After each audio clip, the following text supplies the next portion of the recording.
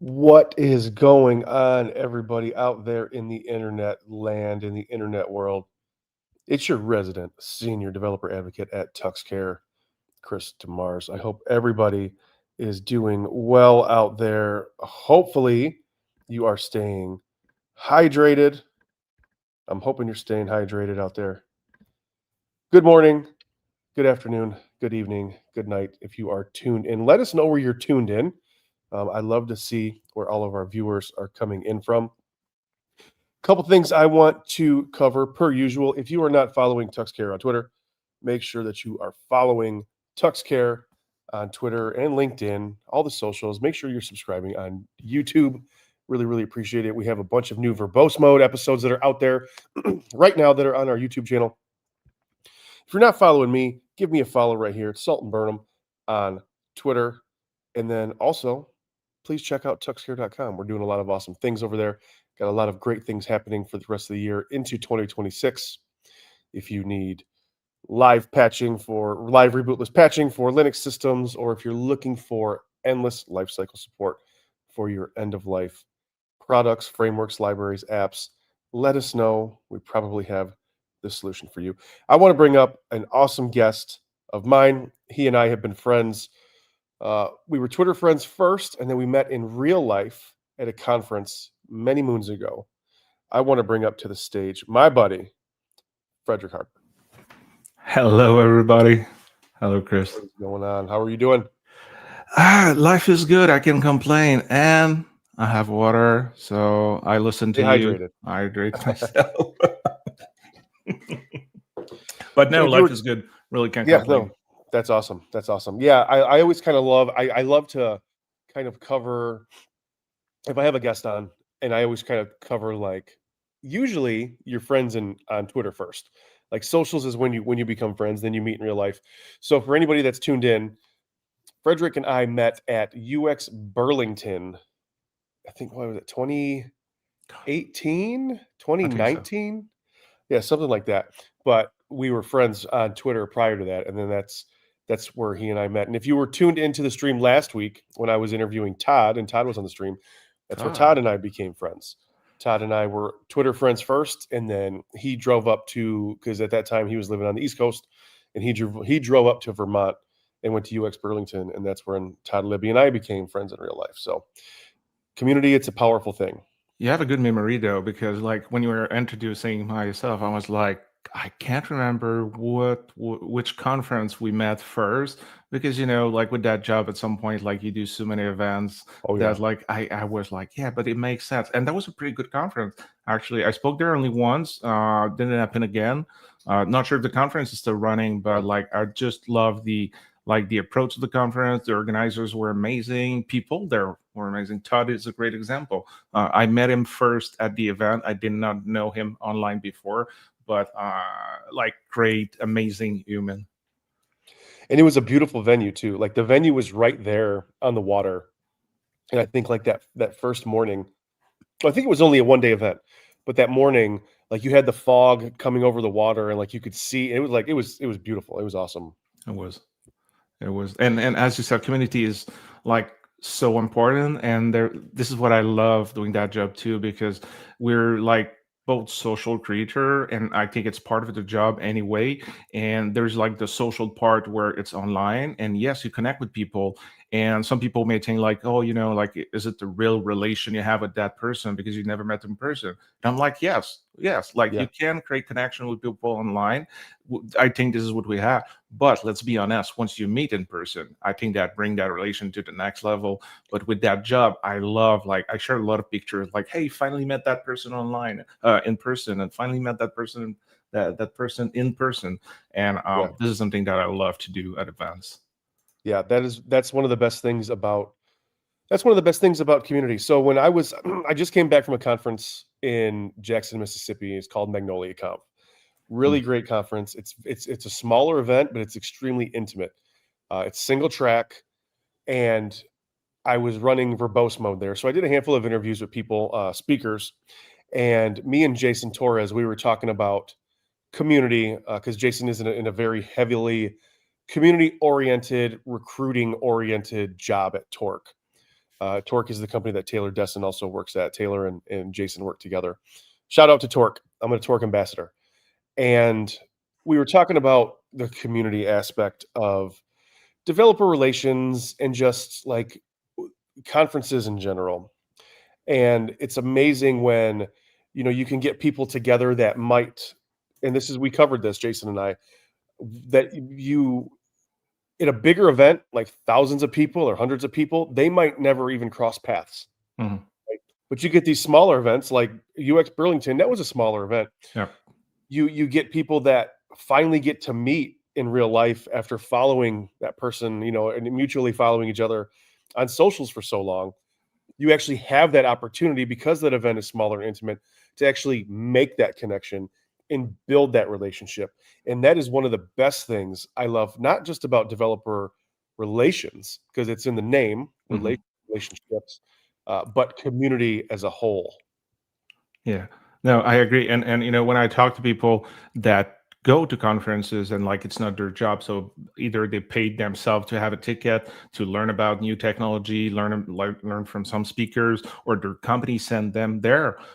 It's great. Like do it, listen to the talks, like it's a conference, but also really take the time to meet people. Really take the break time to obviously go to the restroom, get some food, grab a coffee, but like really try to connect with people. I know it's not always easy for everyone, but I think it's really worth it because your network is like just like professional stuff aside, like just like meeting new people, it's nice. Making new friends and like friends, not just connection, friends, it's great. But like on a professional level, when you connect with people, obviously you grow your network, and you never know what's going to happen with that network. Like now we were connected on Twitter, we met in person, now I'm on that live stream, and it's beneficial for you, hopefully, because you have one more show with a guest. It's beneficial for me because like within my role, I do live stream, I do podcasts, I'm out there. I need to, like, I'm the social, friendly, technical, approachable face of the company. But you never know the person you talk to, if they're going to be a coworker, if they're going to be like your next manager. Like there's so many opportunities out there, and I firmly believe, and maybe it's because who I am and my job, it starts at the human level, at the people level. So take that opportunity to connect with folks and network with them. 100%. And it also goes back to the state of DevRel. And you and I have been in this state of DevRel, unfortunately, for the past few years.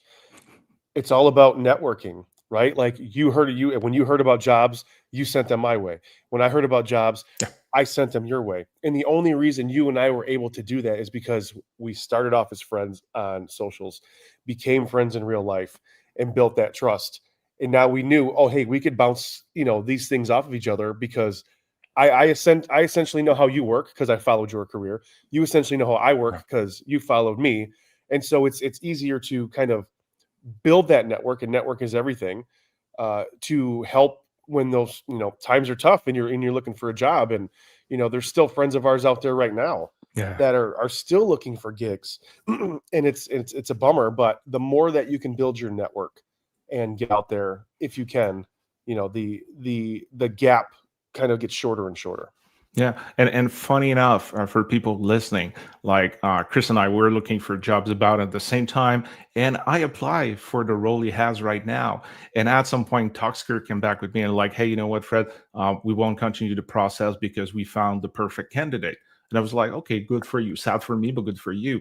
And a week or two after, I saw Chris like, hey, I have a new job. I'm going to be developer advocate at Toxcare, and I was like, amazing, like amazing. Like I'm like obviously I still don't have a job at that time, but I was like, I'm so excited for you because I know that you will be a great fit. I know that was like a good thing for Talkscare to hire you. And I was not even upset about not getting the job because it was like, I understand, like Chris is amazing. Like Chris is gonna be like gonna do wonderful things. But again, it started as like, hey, because we build that relationship online and after in person. And again, I'm blabbering now, but I was just like, yeah, that's a good thing. Like happy for Yeah. you. Yeah, no, and I appreciate that, and that's one of the things too that you kinda have to take a back seat with, because when friends are unemployed and we're in the same space, we're fighting for the same gigs.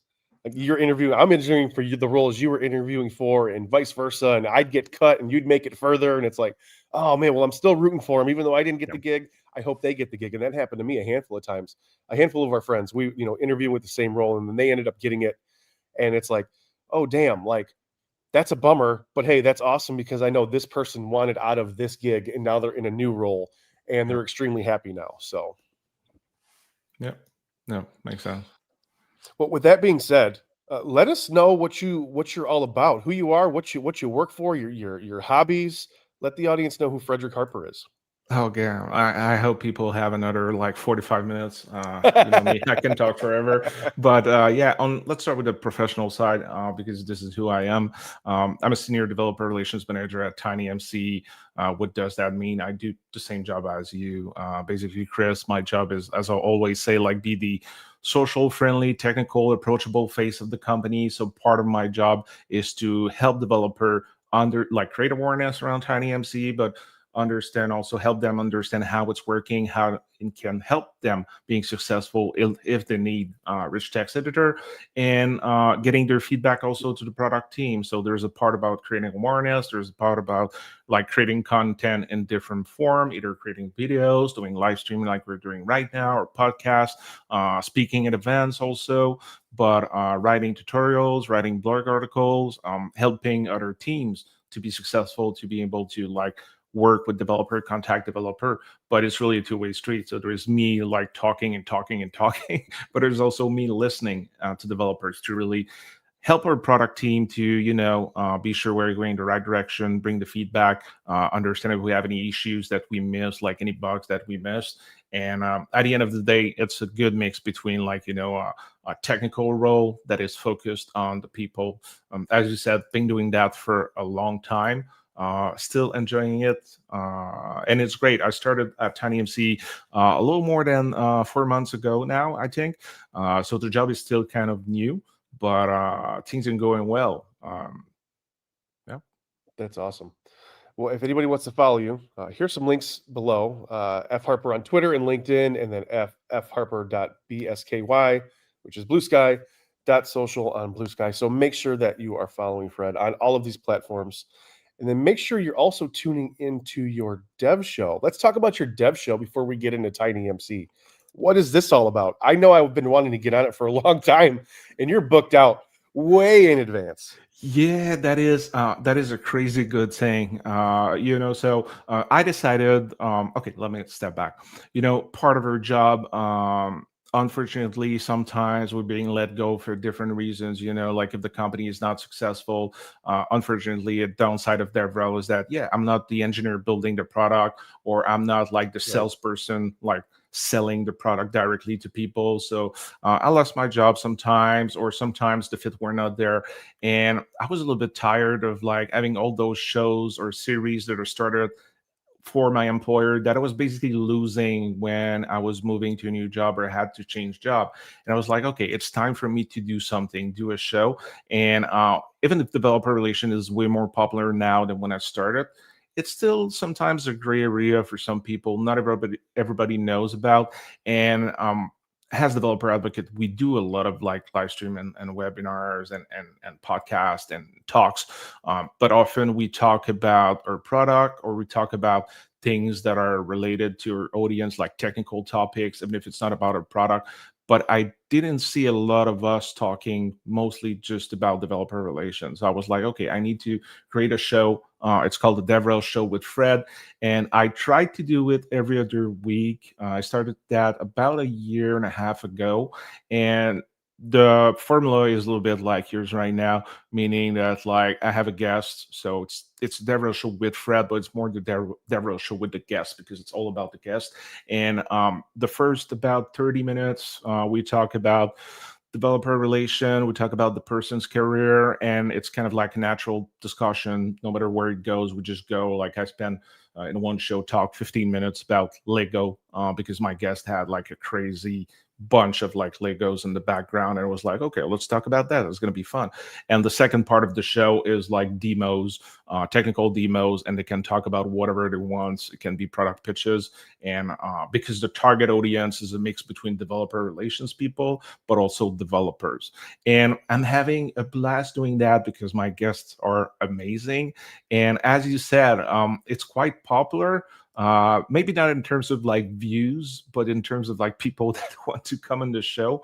Because right now, I think now I'm booked until 2028 in terms of like having like wait list guests. So I have like a year and a half of people doing the show about every 2 weeks, which is a little bit different now because it started to travel again. So it may not happen every 2 weeks.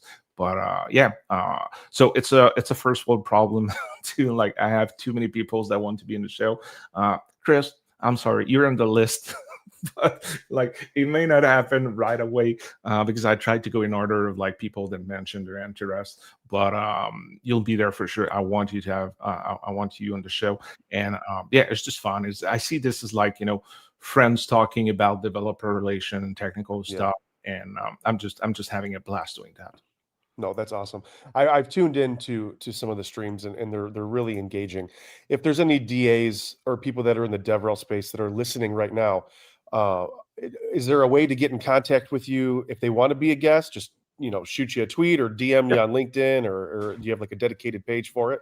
No, I have a page on my website. If you go on fred.dev, fred.dev slash DevRel show, there's a page that give you a little more information. But I try to keep it simple. So just ping me on Twitter, LinkedIn, send me an email, whatever makes sense for you, and just tell me like, hey, I would like to be in the show. But as we said, just be patient because I have a long wait list. But still, just mentioning that you're interested, it puts you at the end of the wait list, which means that like you may get on the show before anybody else that notice like that let me know after. So yeah, Awesome. No, I'm stoked. When my time comes up, I'm ready to rock and roll. looking forward to it. So let's talk about your role at TinyMCE, and this will Yep. kind of lead into the other stuff. Let us know, what are you doing over there? Was there a DevRel effort prior to you coming in? Are you leading a team? And then after that, like we'll kind of go into what TinyMCE is. hmm Yeah. So in my title, there was the word manager. I always align myself with one of our brand TinyMC. So it's a little bit not complicated, but like there's the main company Tayugo, and we have like four brands for product. And in theory, I'm the DevRel manager at Tayugo, meaning that like I manage developer relation for all brands.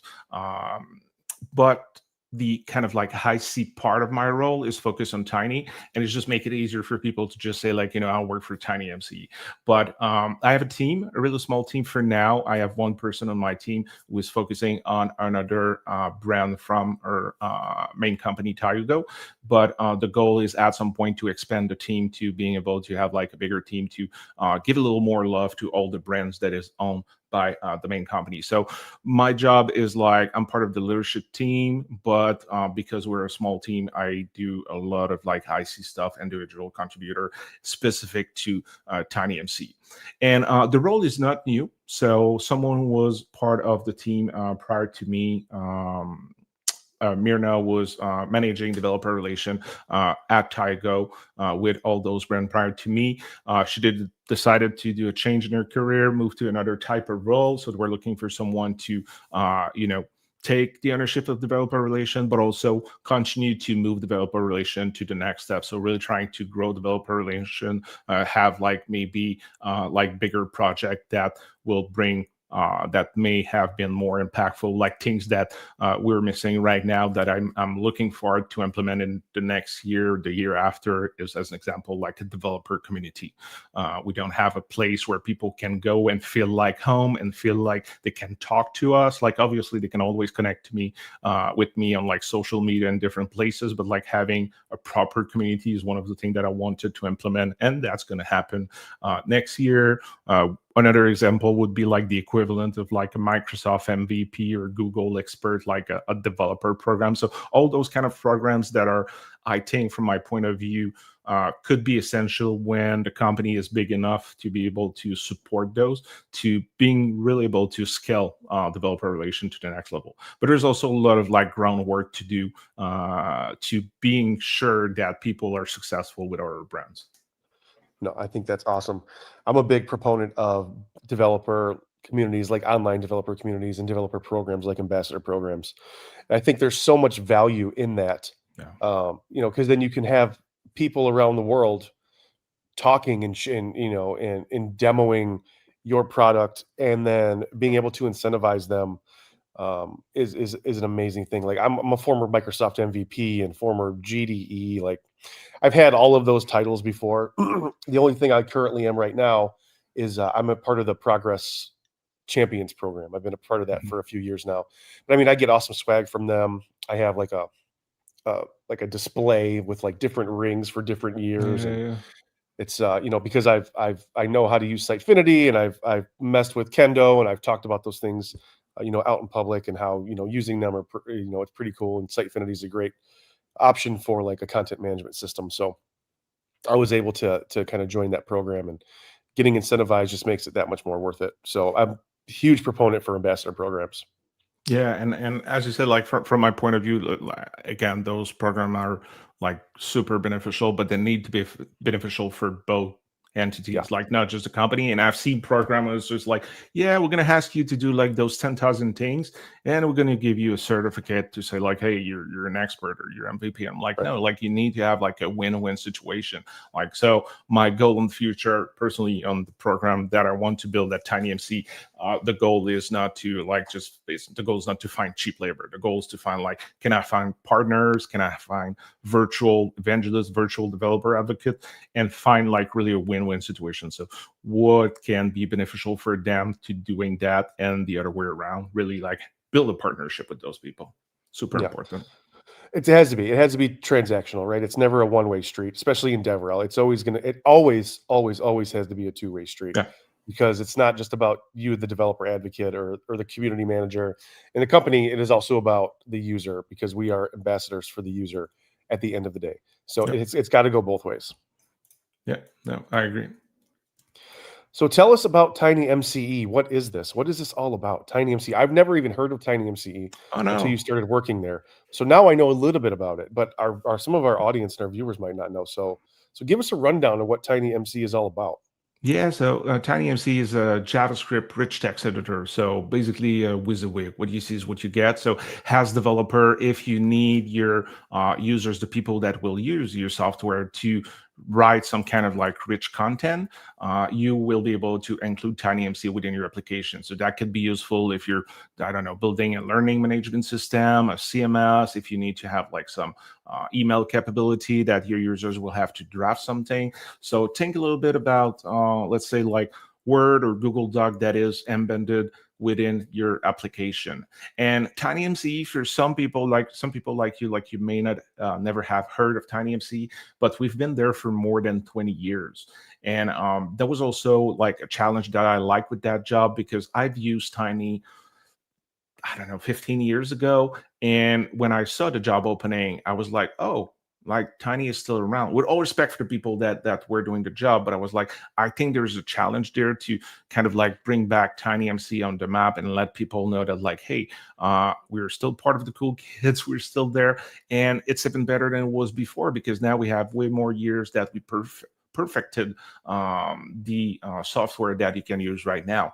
And it's open source, it's on the GPL license, but also, we're a for-profit company, so there's like some tiers also that you can get if you load the editor more than X number of time. And we also have like a bunch of like, there's some quote unquote like basic features that you can use within TinyMCE to like create your toolbar and enhance the menu and add some features. But there is also more than, I think it's more than 60 plugins, some that are open source, some that are premium, that you can have in your editor, so you can add more features for your users. So the target audience is developer, because the developer will add that to the application they're working on, but the end users will use TinyMC to create content.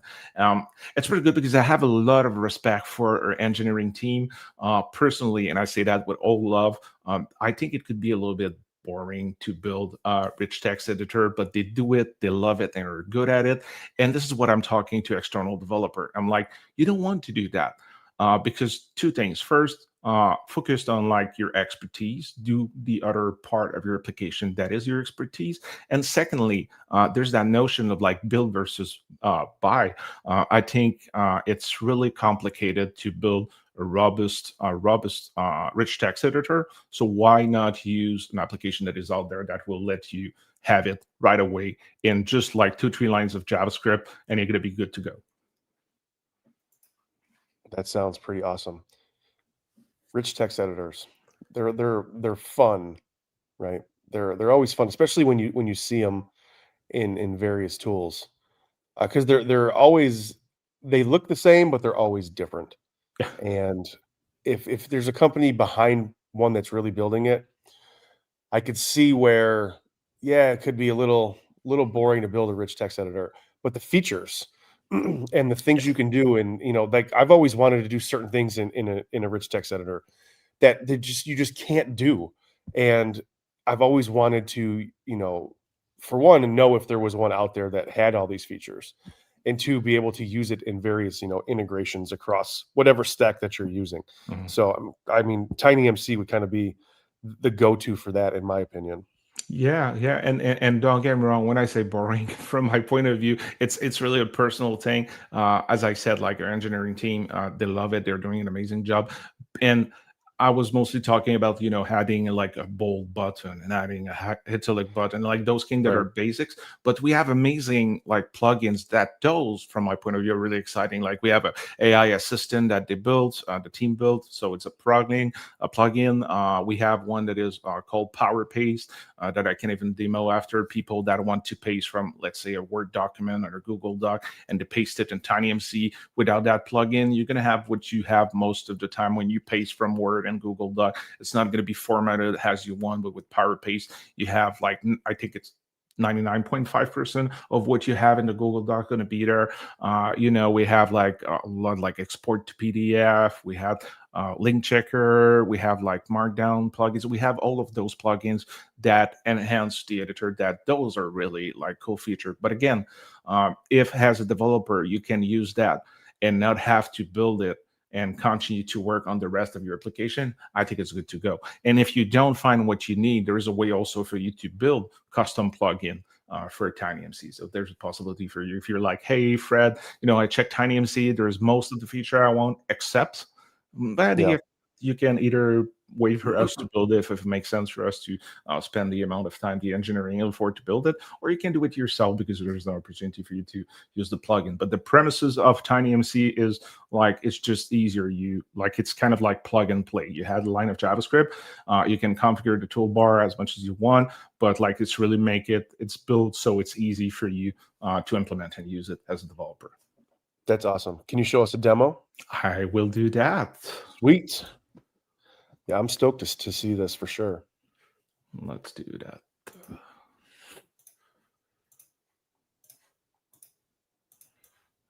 A second, we're gonna have a little handception here. Okay. All right. So now I just let me go back to the code first. I just pre-built like a small. Oh, I did not share my screen correctly. Let me do that again. Technology is hard. And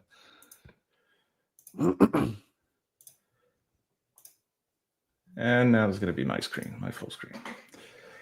That's going to be better. So here I just created, so most of my demos, we support, we have component for React, we support Vue.js, we support Svelte and Laravel, and like we support a lot of language out there, but it's still a JavaScript editor. So most of my demos I try to do when I don't speak at a place where like they have like some flavor of technology that they prefer. I use usually vanilla JS, so everybody's going to understand. But here I have just a basic page, a bunch of like icon here, but style sheet, a script that I will show you after, and basically it's just a text area. And I don't know if my text is big enough, so it's just a text area here. And what I need to do, two things. First, I need to, if I use the cloud version of TinyMCE, I'm going to have to do exactly that. Basically, getting the script from TinyMCE. Here, this is my key. It's fine. You can actually use it for your own, so it's perfectly safe. Don't try it at home.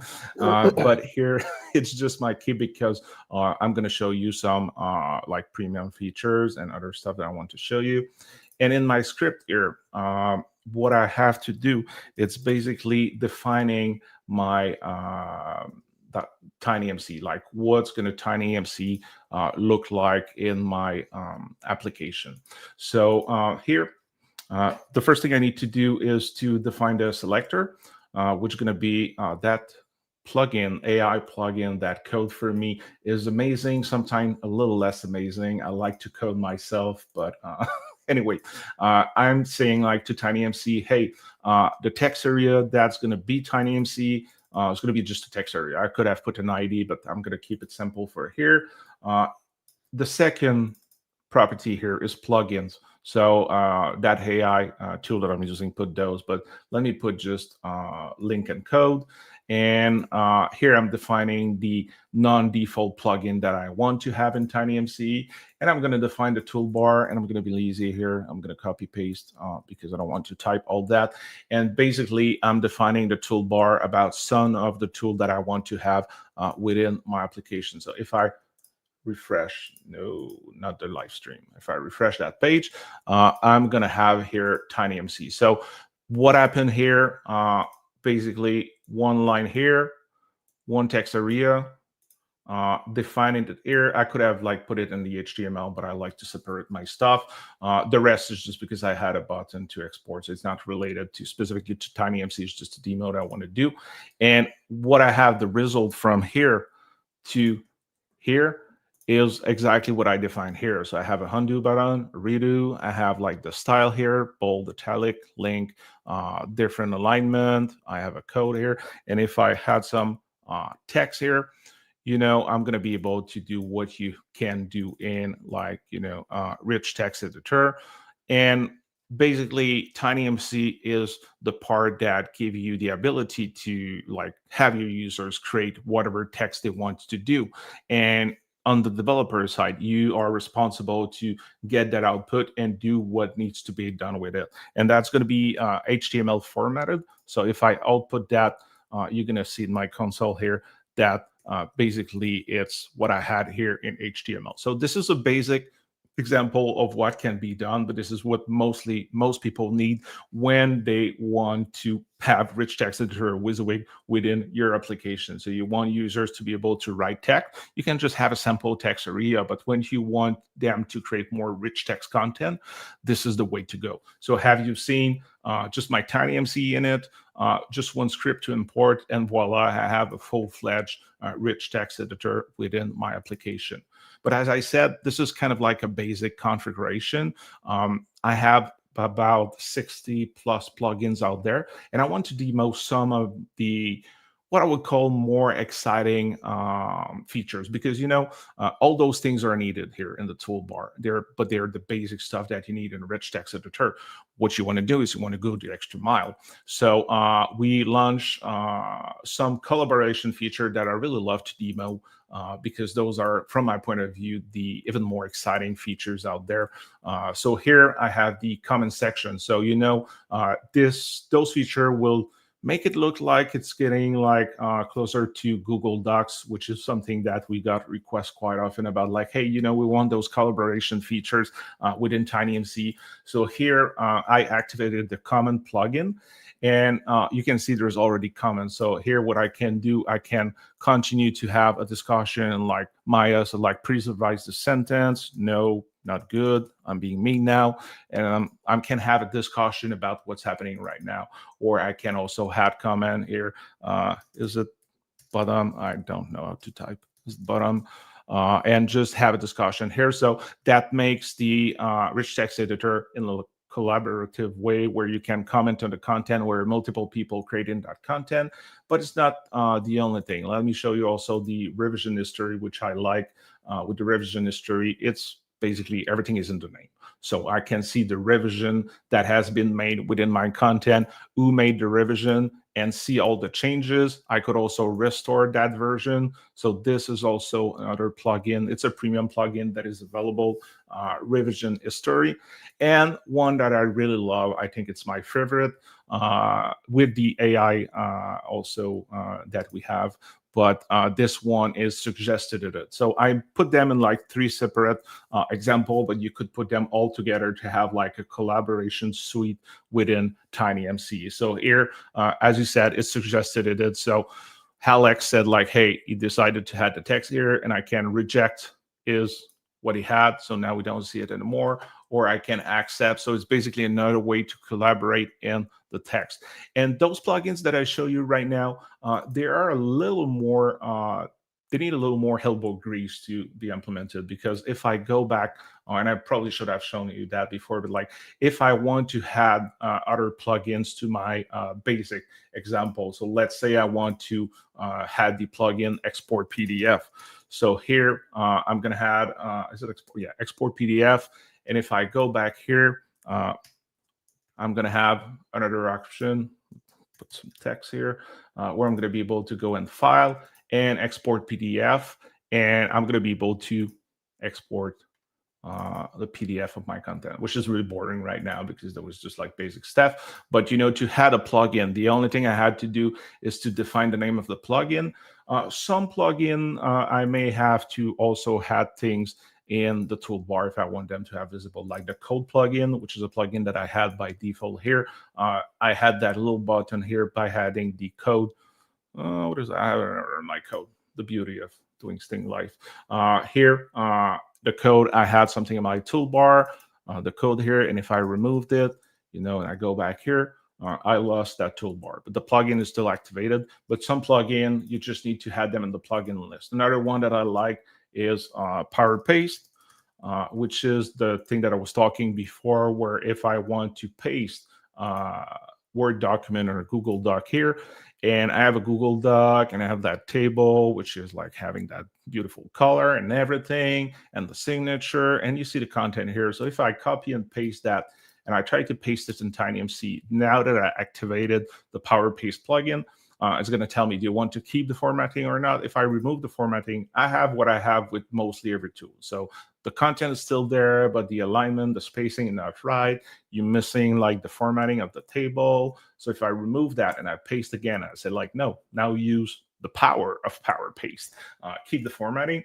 And now you're going to see like the formatting is what you had in the Google Doc. So again, most of the plugins that you can activate within TinyMCE, it's just a case of like adding like one word here and maybe one word there. And you can also customize the file menu if you want to, but most of them are like that. But when I go with the collaboration plugins that we have, there's a lot of more work that needs to be done. So if I show you as an example, let's say I show you the comments plugin. So here I had for that demo to basically create like a fake database. Maybe it's too big. The fake database of like conversation to load it. In theory, what I would do for a non-demo and in production situation, I would have a database that would load those comment, those discussion, and that will generate them. But here I'm going to have to define a couple more. If I go here, I have to define a couple more functionality to be sure, like, okay, what's going to happen when there's a comment that is created, what's happened when there's a reply, and when a comment is deleted, and the developer have the mechanism to be able to make them happen, but you're going to have to write a little bit of code. So those articles, so everything to say that like those plugins, collaboration plugins, they're super exciting. They just need you a little more work on the developer side to make them working and make them successful. So I think that's kind of like everything that I wanted to demo, because I could talk for probably an hour about TinyMCE, but like if you don't need a rich text editor right now, you may find it maybe not as exciting than me after like 20 minutes. But what I wanted to show you, it's really the part of like, hey, it's there. It's easy to use. It's 2-3 line of JavaScript. You have a bunch of plugins that you can use. And what I would tell you, I'm not here to do a product pitch, but at the same time, I like demo TinyMCE. If you have rich text editor need, you need a WYSIWYG, you have any questions, you try it, you're happy, you're unhappy, let me know. Contact me, and I'm going to be more than happy to talk to you about WYSIWYG and Rich Text Editor. That was awesome. That was a sweet demo. I like that power paste. Like that could be super powerful because I mean everybody knows copying pasting from docs and not It's the keeping the best. formatting. It's a pain in the ass. And being able to have that ability to, the power paste, to have the power of the power paste. Yeah, I That's know. that's that I like that's the name. powerful. Yeah, I no, like that's them. really good. I need to find who named that plugin because I just like that's just wonderful. I love the name Power Paste and like, Yeah, because that's it. That's the Power Paste feature. But yeah, yeah, so those are just some examples of what you can do. We have image plugin, we have like enhanced image plugin when you can like crop the image and change the saturation and whatever you need to do to create rich text content within the application you're building as a developer. So this is what I love. There's a lot of developers out there, and I have a lot of respect because I used to be like that, where I was like I wanted to build everything myself because I'm a developer, I have the skills, right. I can build it. But after years of doing that, I realized that like for personal projects that's fine, but like when I'm in part of a business, it's not sustainable. Like you need to use the tools out there, the framework, the technology, the plugins, the libraries that are out there to help you being successful, and TinyMCE is one of them. Yeah, I mean that's super powerful. I have some ideas of how I could use that, or I if like even that. at even at yeah even at work. The gears are starting to turn. The gears are starting to turn. I like So, that. well, Fred, I appreciate all the time. Like you said, if anybody has any comments, questions, wants to know more, has ideas, make sure that you hit Fred up on Twitter, LinkedIn, Blue Sky, all the socials. I really appreciate the time you took to talk about a little bit of your journey at TinyMCE and then Pleasure. demo the product, man. Thanks for having me. That was a pleasure. Always. Appreciate it. And for anybody else that's tuned in, if you did enter the Tux Scare Dev Nightmare contest, those No. winners are going to be announced this week. We have 3 prizes, and the grand prize, place number 1, is an Asus portable monitor. So hopefully, if you won, you'll get that. We will announce it on socials, and then we'll be able to contact you. But the voting has commenced, so we will let everybody know. Before we close this out, I'm going to see if I can try to raid a channel, and I haven't done any rating on this account yet, but I'm going to see what we can raid. Let's go here. I haven't And I'm raided a sad that channel in too long. I missed the Halloween contest that you had. Like I saw it, you pinged me. I was like, yeah, I need to write a story about like my horror story as a developer. And life happened, and the Yeah, contest was done. I'm like, damn it, I missed it. yeah, that's funny. That's all right. We'll do it again next year. If not, we're gonna have some other contests. I'm sure. Maybe we'll do one for Christmas. Maybe we'll do one for Valentine's Day. Who knows? We'll figure it out. But with that being said, I appreciate you. Thank you so much. Let's see if we can raid. I'm going to try and raid the AWS channel and see what happens. So let me start the raid here. We are none able to raid AWS at this time. That's fine. We'll try it again. We're going to end the stream. Appreciate you, Fred. Thank you so much again for taking Thanks the to you. time out of your day to do this. My pleasure. Bye, everyone. See you, bud.